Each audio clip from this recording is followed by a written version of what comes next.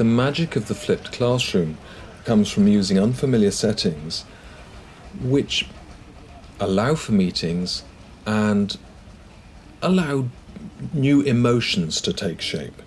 Senses are heightened, and I think the intake of information, or perhaps learning, discovery, is fundamentally different from what it is when sitting in a classroom.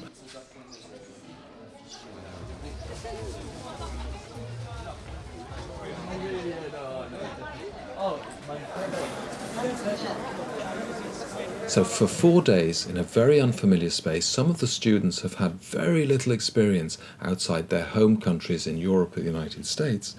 They visit unfamiliar sites, they have all sorts of meetings with local people. And we've often found that the sharpest memories they've had of student trips like this are of the actual human contacts, of the exchanges they've had, the ad hoc exchanges which can't be planned, but really are central to discovering others and understanding the way they operate. Students are housed with families and they experience family life from the inside. They talk to the children, they talk to the older people in the family, they watch television with them, they exchange tips on the use of smartphones with them. Our students, even on occasion, have been able to cook with them.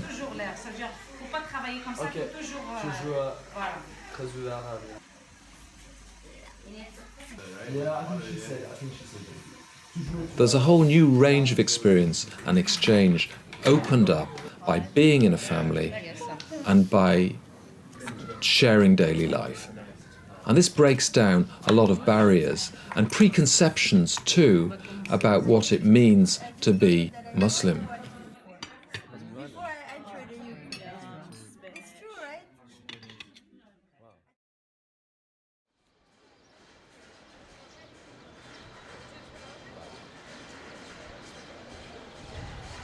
Students have arrived in Fez with a certain amount of theoretical background, of historical background about how the city evolved, say.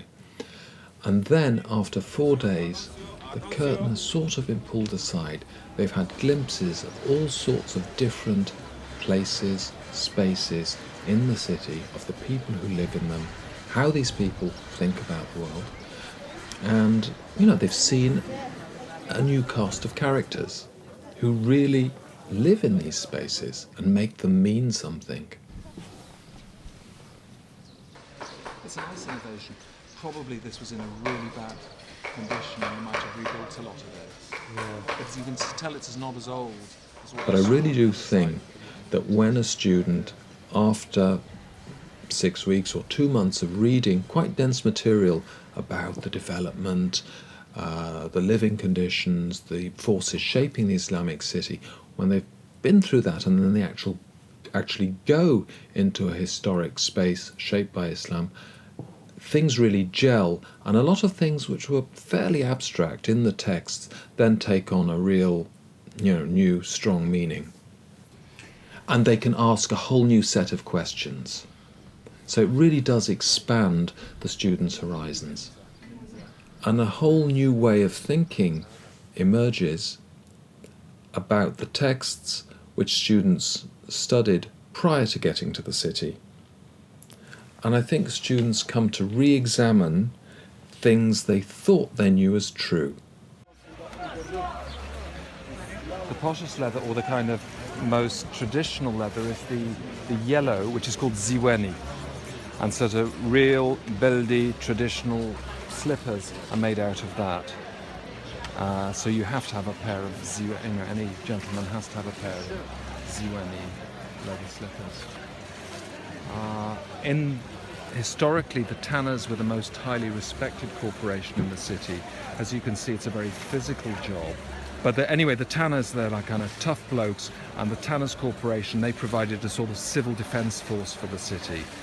They're also highly respected because they're taking something which is dead skin, and transforming it into something which is alive. So there's this idea of the tanners having special powers of turning dead skin into a material that can be worked, of giving it back ruh, spirit. And that high quality leather is used as bookbinding, used for binding the Holy Writ. So there's, it's a very prestigious corporation. Just a huge contrast between the outsides and the insides. Yeah, you never would know. Oh, the tannery also was kind of low because like they had all the stuff everywhere, and it was kind of just like all on the roof, and it was the roof. It was, you couldn't even see the roof because it was covered. Yeah. Because I'd never seen anything like that before. Yeah, too. definitely. The tanneries. Yeah.